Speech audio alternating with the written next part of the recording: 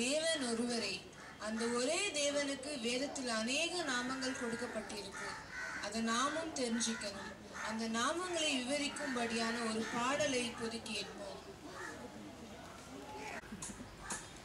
யெகோவா தேவனுக்கு 1000 நாமங்கள், எதை சொல்லி பாடிடுவேன்.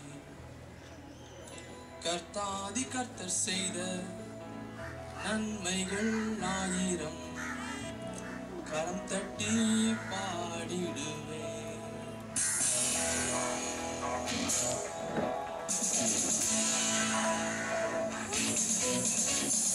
யெகோவா தேவனுக்கு 1000 நாமங்கள், எதை சொல்லி பாடிடுவேன். கர்த்தாதி கர்த்தர் செய்த நன்மைகள் 1000, கரம் தட்டி பாடிடுவேன்.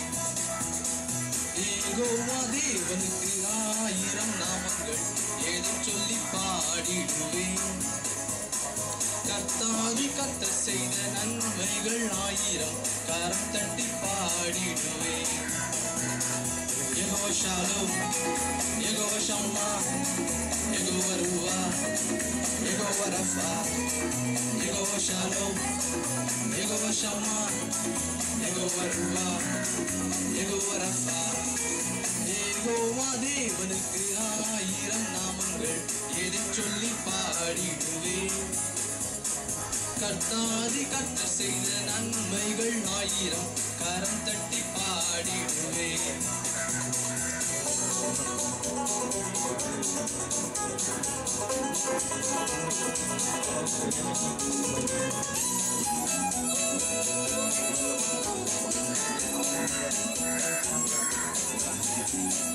எல்ரோய்க்கு அல்லேலூயா, என்னை நீரே கண்டீரையா, ஏக்கமெல்லாம் தீர்த்தீரையா.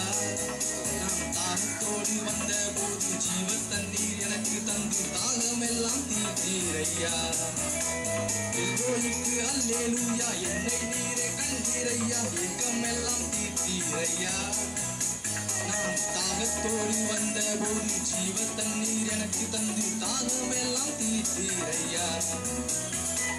யெகோவா ஷாலோம், யெகோவா ஷம்மா, யெகோவா ரூவா, யெகோவா ரஃபா, யெகோவா ஷாலோம், யெகோவா ஷம்மா, யெகோவா ரூவா, யெகோவா ரஃபா.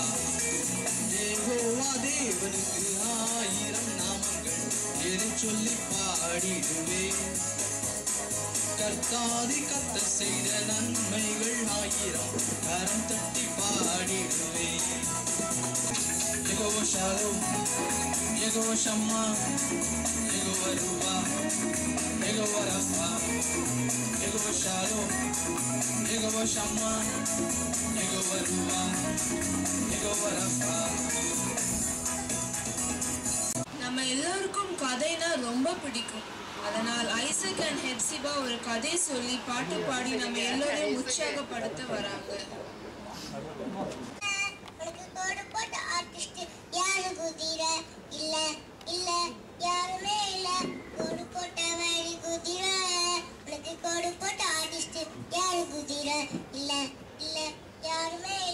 அதிசயமானவ என்னை படைத்தா, அதிசயமானவ என்னை படைத்தா. சிவிங்கி என்ன சுமுக்கு போனிய சிவிங்கி என்ன சிவிங்கி என்ன சுமுக்கு போனிய சிவிங்கி என்ன இல்ல இல்ல போனதே இல்ல. சர்வ வல்லவ என்னை படைத்தா, சர்வ வல்லவ என்னை படைத்தா. பஞ்சவன கிளியக்கா நீ வீட்டி பான போனிய கிளியக்கா, பஞ்சவன கிளியக்கா பல போனிய கிளியக்கா. இல்ல இல்ல போனதே இல்ல. பூரண அளவுல என்னை படைத்தா, பூரண அளவுல என்னை படைத்தா. Supporting on a journey, sailing with the Jesus on a sea. They're supporting on a journey, sailing with the Jesus on a sea. You can go with him and I can go with him.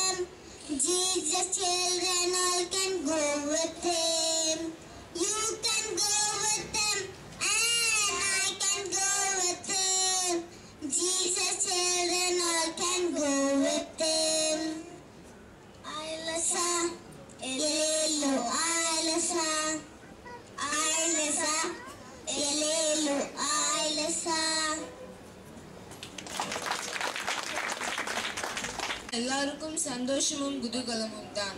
அதனால ஆடி பாடி கொண்டாடும்படியாக ஒரு dance பார்க்கலாம்.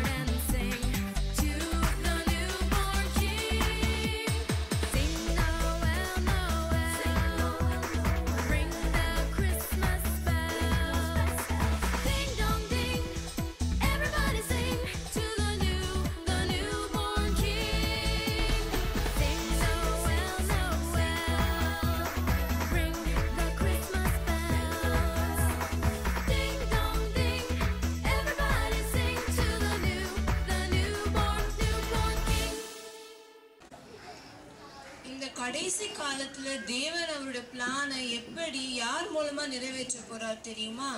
வாலிபர்கள் மூலமா தாங்க. தேசத்தின் எழுப்புதலுக்கு வாலிபர்கள் மிக அவசியம். ஆனால் இவர்கள் தேவனுடைய சித்தத்தை நிறைவேற்றாதபடிக்கு சாத்தான் அவர்களுக்கு பெரிய தடைகளை கொண்டு வரான். அந்த தடைகளை முறித்து ஜெயிப்பது எப்படி? அதை இப்போது நாடக வடிவில் பார்ப்போம்.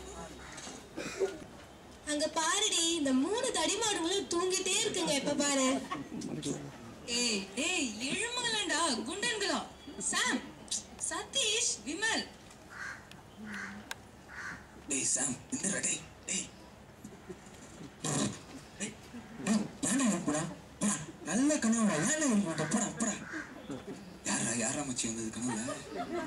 சோழனா, அது நேத்து நம்ம ரோகிணி தட்டுல ஓரமா ஒரு மோகினி பார்த்துமே, அதுடா. கலக்கடா டேய். சரி விடு விடு. டேய் டேய் அவனையும் எழுப்புங்களேன்டா. டேய் தடிமாடு எந்திரா. டேய் டேய் எந்திரா. டேய் டேய் எந்திரா. ஏய் சதீஷ் மைக் லோ. உள்ள வா. ஷானிகா உள்ள குசுலியா? என்ன தைரியம்டா கிளாஸ் நடத்த போட்டு தூங்குற? நீ உட்கார்ந்தீனா அந்த 2 பசங்களை கெடுத்துருவேன். யாரு இந்த பசங்களா? நீங்க ஏன் கூட சேர்ந்து தூங்குச்சீங்க? Shut up and get out of the class. பாத்துறோம்டா. ஏய் போடா போடா. நீங்களும் அவங்களுக்கு கம்பெனி கொடுக்கணும் 2 பேரும். என்ன கை தூக்குற? சார் நீங்க தானே சார் கம்பெனி கொடுமான்னு கேட்டீங்க, அதனால தான் சார். உங்களுக்கு ரொம்ப கொழுப்பு ஜாஸ்தி தான், அப்படிலாம் அனுப்ப முடியாது. உட்காரு.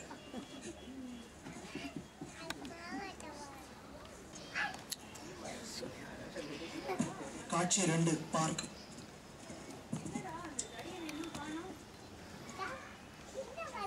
வந்துட்டான்ப்பா. சாரி கைஸ், ஒரு சின்ன வேலை வந்துடுச்சு. என்ன கட்டிங்க? ஏய் ஏன்னா என்கிட்ட சொல்லாம போனேன்? ஒரு சிக்னல் கிட்ட நானும் வந்திருப்பேனடா. வாடா அம்மன்டா. ஏய் என்னமோ நாத்து அடிக்கல. ஏய் ஆமால. ஏய் அவனை பாருடி, குடிச்சிட்டு வந்திருக்கான். ஏய் நீயாவது அவனுக்கு கொஞ்சம் சொல்லக்கூடாதா? நான் கூட சொன்னேன், லோக்கல் சரக்கு அடிக்காதரா, ஃபாரின் சரக்கு அடிடான்னு. லோக்கல் சரக்கு நல்லா இருக்காதரா, ஃபாரின் சரக்கு அடிச்சா சும்மா கும்முன்னு இருக்குன்னு சொன்னா கேட்க மாட்டேங்கிறான். உண்மையான நன்மை. சே உன்கிட்ட போய் சொன்ன பாரு. சரி சரி அவனை விடுடி. நம்ம தலைவர் படம் ரிலீஸ் ஆயிருக்கு, நம்மளா போலாமா? அவன் படம் ரிலீஸ் ஆனா போதுமே, உங்களால இருக்க முடியாத. ஏய் உங்க தலைவர் படம் ரிலீஸ் ஆனா மட்டும் ஃபர்ஸ்ட் டே ஃபர்ஸ்ட் ஷோல போய் பார்க்காம இருப்பியாடா நீ? அட எங்க தலைவி பின்னாடி தான் எங்க தமிழ்நாட்டே போகுதுல்ல. ஏய் சதீஷ், நீ முன்னாடி போய் டிக்கெட் வாங்கி ரெடியா வரா, நான் வந்துடும். அப்படியா? சரி, எல்லாம் கரெக்டா டைம் வந்துருப்பா. சரி, பை பை.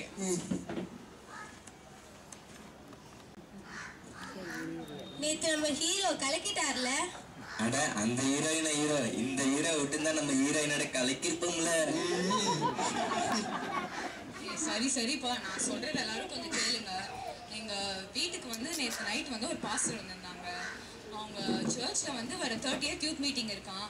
அதுக்கு நீயும் கூட படிக்கிற ஃப்ரெண்ட்ஸையும் வான்னு சொன்னாருப்பா. அதுக்கு நீங்களே என்ன சொல்றீங்க?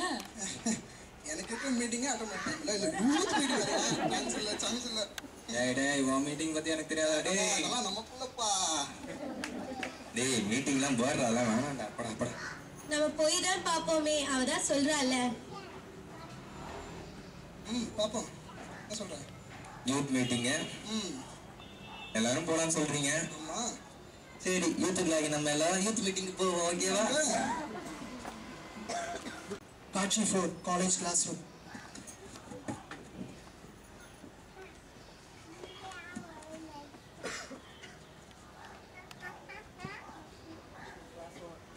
Class room.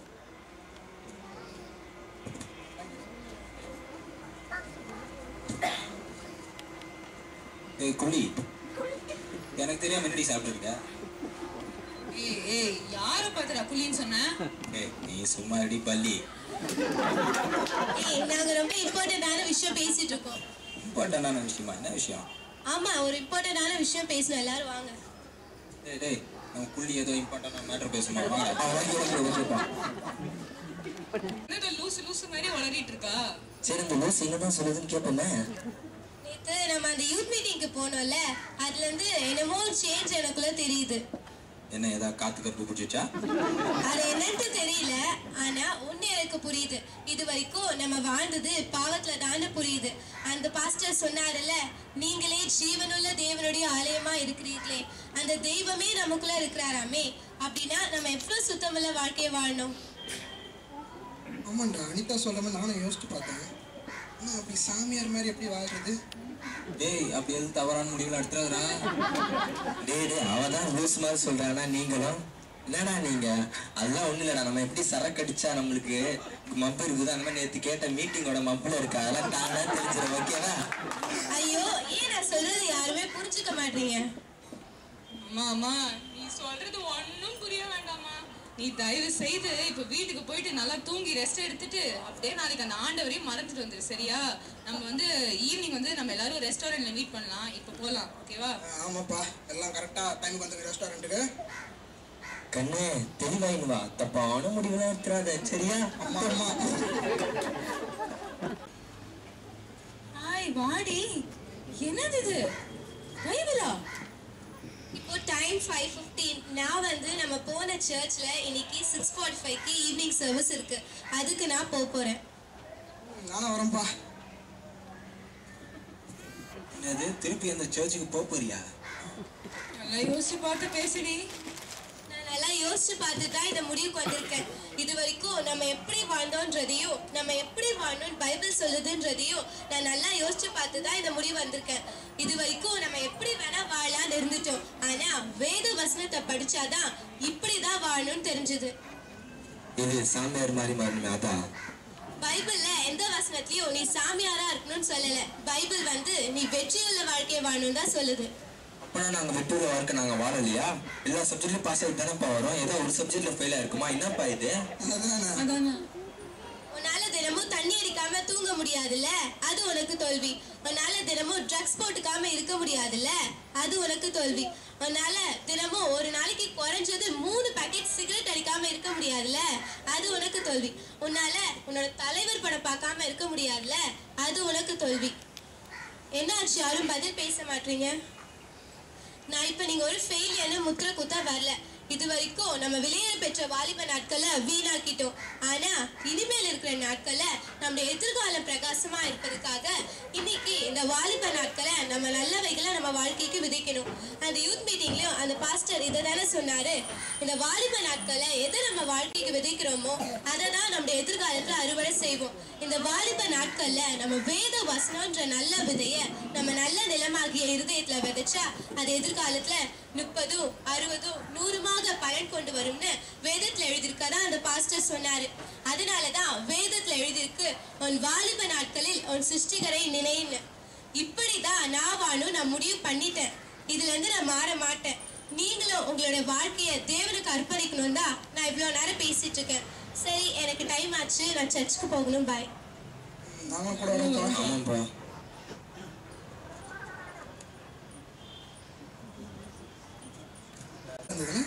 நமக்கே பேசின மாதிரி இருந்துச்சுல.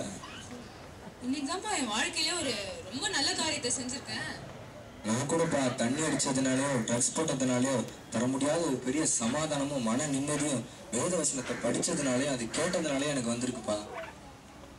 சரி, எங்களுக்கு டைம் வேற ஆச்சு, நாங்களாம் கிளம்புறோம். ஓகேவா? சரி, ஓகேப்பா. உங்களுக்குலாம் ஒரு விஷயம் தெரியுமாடா? எங்க அம்மா என்கிட்ட எப்படி சொல்றாங்க, ஒரு வாரமா உன்னை பார்த்துட்டு தான் வரேன், நீ முன்ன மாதிரி இல்லையே, முன்னாடி எங்க வெளியே போனாலும் மினுக்கிக்கிட்டு போவ, இப்ப எல்லாம் அடங்கி இருக்கியே, முன்னாடி ஜீன்ஸ் ஷார்ட்ஸ் அதெல்லாம் போட்டுட்டு போவ, இப்ப சுடிதாருக்கு மாறிட்ட அப்படின்னு கேக்குறாங்கடா. ஆமாடி, முன்னாடி மினிக்கிட்டு தானே இருந்த, இப்பதான் அடங்கி இருக்க. அதுதான் உங்க அம்மா சொல்லியிருக்காங்க. போடா போடா, பணமரமா வளர்ந்து கெட்டவனே, சீரியஸா பேசிட்டு இருக்கேன்டா. நேற்று எங்க அப்பாவையும் அம்மாவையும் ஃபேமிலி ப்ரேயருக்கு கூப்பிட்டேன். எதுக்குன்னு கேட்டாங்க. அப்பதானம்மா நம்ம குடும்பமும் தேசமும் ஆசீர்வதிக்கப்படும் சொன்னேன். அதுக்கு அவங்க சொன்னாங்க, ஃபேமிலி ப்ரேயர்லாம் கஷ்டப்படுறவங்களுக்கும் சாப்பாடுக்கே வழி இல்லாதவங்களுக்கும் தான் அந்த கடவுள் தான் நம்மள ஒரு குறையும் இல்லாம வச்சிருக்காரு. நீ முதல்ல இந்த ஜூஸை கலக்கு, அப்புறம் உலகத்தை கலக்கலாம்னு சொல்லி அவமானப்படுத்திட்டாங்கடா. கடைசியில ஜூஸை கலக்கனே இல்லையா? அவ்வளோதானே, என் நிலைமை அதோட மோசம். நான் எங்கள் அப்பா கிட்ட போயிட்டு நான் சிகரெட் பிடிக்கிறத தண்ணி அடிக்கிறதெல்லாம் விட்டுட்டேன்ப்பான்னு சந்தோஷத்தோடு சொன்னேன். ஆனால் அவர் இல்லைன்னா, எங்கள் அப்பா பேக்கெட் சார் வச்சான், நான் உள்ளூர் சரக்கு வச்சேன், நீ ஃபாரின் சரக்கு அடிப்பேன்னு பார்த்தா குடும்ப மாநிலத்தை வாங்கிட்டே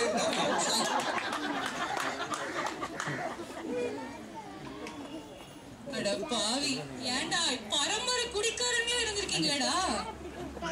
என் கதையை கேளு. நான் எங்க அப்பா கிட்ட சொன்னேன், அப்பா தேவன் என்ன ரசித்துட்டாரு, என்ன ஊழியத்தை கிடைச்சிருக்காருன்னு பாருங்க. அதுக்கு எங்க அப்பா என்ன தெரியுமா சொன்னாங்க, உருப்படாம போச்சு இப்போ, இதுக்கான அவனை இன்ஜினியரிங் காலேஜ்ல சேர்த்தேன். ஊழியக்காரன் நிலைமை என்ன தெரியுமாடா, அவரு வீடு வீடா போய் ஜோம் பண்ணாதாண்டா அவருக்கு காசு கிடைக்குன்னு சொல்லி எனக்கு அசிங்கப்படுத்திட்டாரா. அதோட வா உங்க அப்பா விட்டாரு. எங்க அப்பா சொன்னதை கேளு, ஊழியக்காரனுக்கும் பிச்சைக்காரனுக்கும் என்னடா வித்தியாசம்? பிச்சைக்காரன் அம்மா தாயேன்னு சொல்லி பிச்சை எடுக்கிறான், அவனுக்கு காசு போடுறாங்க. ஊழியக்காரன் மட்டும் என்ன அப்பா பிதாவேன்னு சொல்லி ஜோம் பண்றான், அவனுக்கும் காசு தான் போடுறாங்க.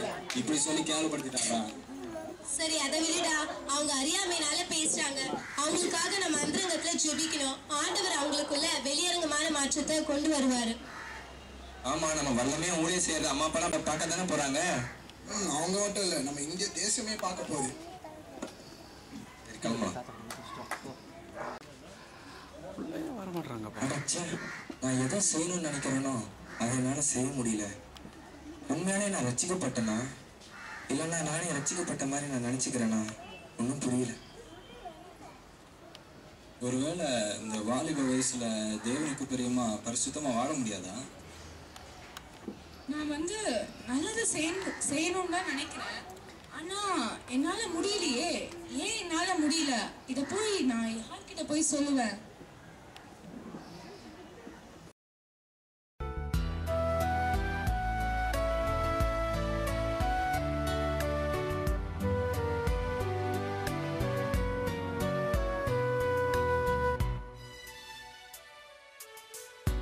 உலகம் அழைக்கிறது, நாமமும் அழைக்கிறது. உலகம் அழைக்கிறது, நாமமும் அழைக்கிறது. உலகை வெறுக்கவில்லை, உம்மையும் மறக்கவில்லை. உலகை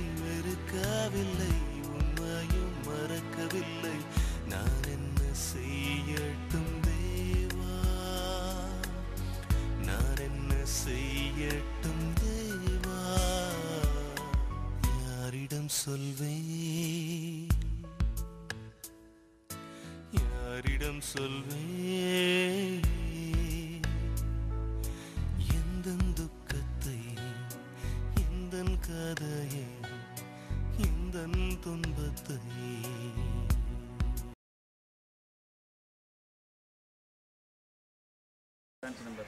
ஹாய்டா. ஏய், என்னாச்சு உங்கள் பேருக்கு சோகமா இருக்கீங்க? டேய் ஜெசி, என்னடி ஆச்சு உனக்கு? நல்லா தானே இருந்த? எனக்கு ஒரு சந்தேகம்ப்பா, உண்மையாலே நான் ரட்சிக்கப்பட்டேன்னு எனக்கு தெரியல.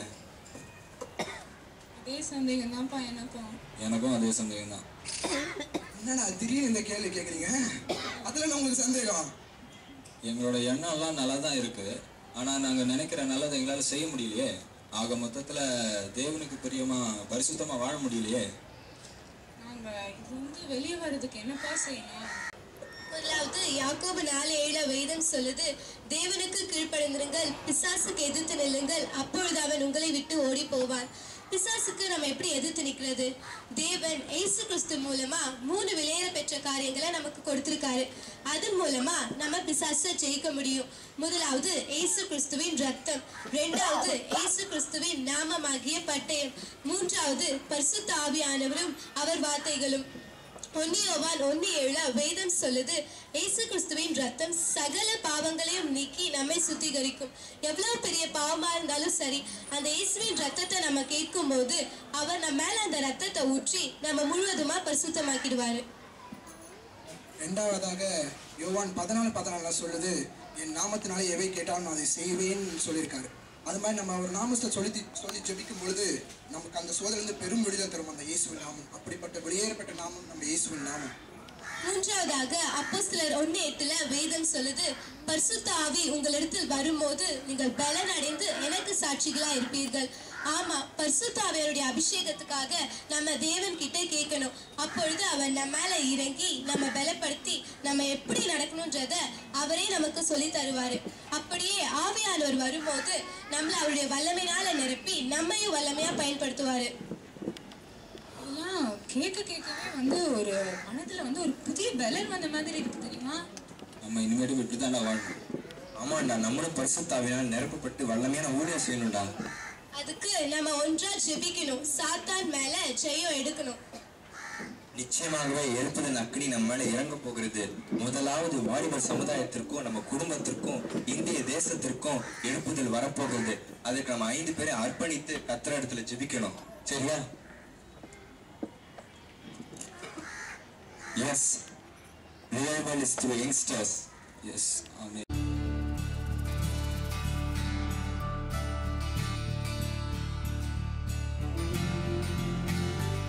As we lift up your name, let your fire fall. Send your wind and your rain on your wings of love. As we lift up your name, let your kingdom come. Have your way in this place. Let your will be done. Pour out from heaven your passion and presence. Bring down your burning desire.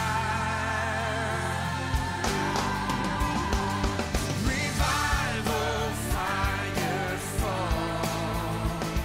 Revival fire fall. Fall on us here with the power of your spirit. Father, let revival fire fall. Revival fire fall. Revival fire fall.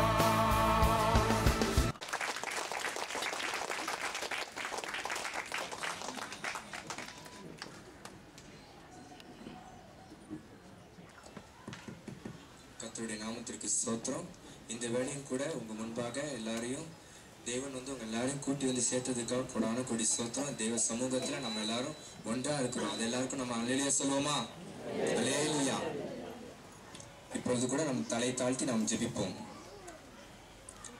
அன்பு மகா இருக்கும் அன்பின் தேவனே அப்பா, நாங்கள் எல்லாரும் ஒன்றாக கூடி ஜெபிக்கிறோம் கத்தாவே. இந்த தருணத்தை நீ தந்தீர், அதற்காக கொடான கொடி ஸ்தோத்திரம் கத்தாவே.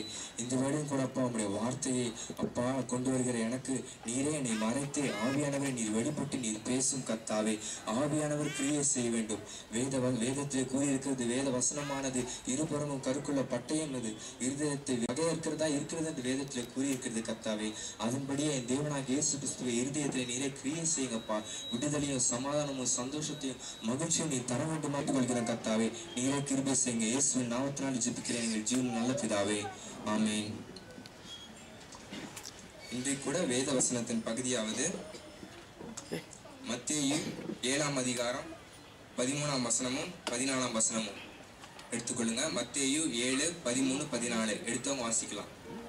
இடுக்கமான வாசல் வழியாய் உட்பிரவேசியுங்கள். கேட்டுக்கு போகிற வாசல் விரிவும் வழி விசாலமாயிருக்கிறது. அதன் வழியாய் பிரவேசிக்கிறவர்கள் அநேகர். ஜீவனுக்கு போகிற இதுல பாத்தீங்கன்னா இடுக்கமான வாசல் வழியாய் உட்பிரவேசியுங்கள் போட்டிருக்கு. நீங்க யோசிக்கலாம், இயேசுபா பூமியில இருக்கும்போது அவருக்கு வேலை வெட்டி இல்லாம சும்மா இடுக்கமான வாசல், பெரிய வாசல், சின்ன வாசல் சொல்லிட்டு இருக்கலாம் நீங்க நினைக்கலாம். ஆனா அப்படி கிடையாது. அவர் ஒவ்வொரு வார்த்தையும் அதில் ஜீவன் இருந்தது. வேதத்தில் அவர் சொல்லியிருக்காரு, நானே வழியும் சத்தியமும் ஜீவனுமா இருக்கிறேன் என்று சொல்லியிருக்கிறார். இடுக்கமான வாசல்னா நீங்க நினைக்கிற மாதிரி கிடையாது. அது போல இப்போ இடுக்கமான வாசலுக்கு மீனிங் என்ன நீங்க தெரிஞ்சுக்கணும்னா எடுத்துக்கொள்ளுங்க. லூக்கா 19ஆம் அதிகாரம் 2ஆம் வசனம் 3ஆம் வசனம் வாசிங்க. ஆயக்காரனுக்கு தலைவனும் ஐஸ்வர்யவானுமாயிருந்த சகேயு எனப்பட்ட ஒரு மனுஷன் இயேசு எப்படிப்பட்டவரோ என்று அவரை பார்க்க வகை தேடினான். அவன் குள்ளனானபடியால் ஜனக்கூட்டத்தில் அவரை காணக்கூடாமல். இப்போ உங்களுக்கு சகையை பத்தி உங்களுக்கு நல்லா தெரியும். அவன் ஒரு ஆயக்காரன், ஐஸ்வர்யவான், ஜனங்களிடத்துல இருந்து கொள்ளையடிச்சு சம்பாதிச்சவன். அப்படிப்பட்ட பாவியா இருக்கிறவன் ஏசப்பா அவனை தேடிதான் வந்தாரு. அவர் முன்பாக முன்குறித்து அவனை தேடிதான் இயேசு கிறிஸ்து வந்தார். அவனை ரட்சிக்கணும்னே இயேசு கிறிஸ்து வந்தாரு. அப்ப என்ன குள்ளமா இருக்கல மரத்து மேல ஏறி உட்காந்துக்கிட்டான். ஏசப்பா வரும்போது என்னாச்சு, ஏசப்பா அவனை கூப்பிட்டாரு, சகையவே நீ இறங்கி வா, நான் வீட்டிலே அவனை தங்கணும் என்று சொன்னாரு. அப்படி சொல்லும் போது சகையை உடனே அவன் யோசிச்சிருப்பான், என்ன இவர் பரிசுத்தராச்சே, இவர் தேவனுடைய குமாரன் ஆச்சு, ஊழியக்காரராச்சு, எப்படி என் வீட்டுக்கு தங்குவாரு அவன் நினைச்சிருக்கலாம்.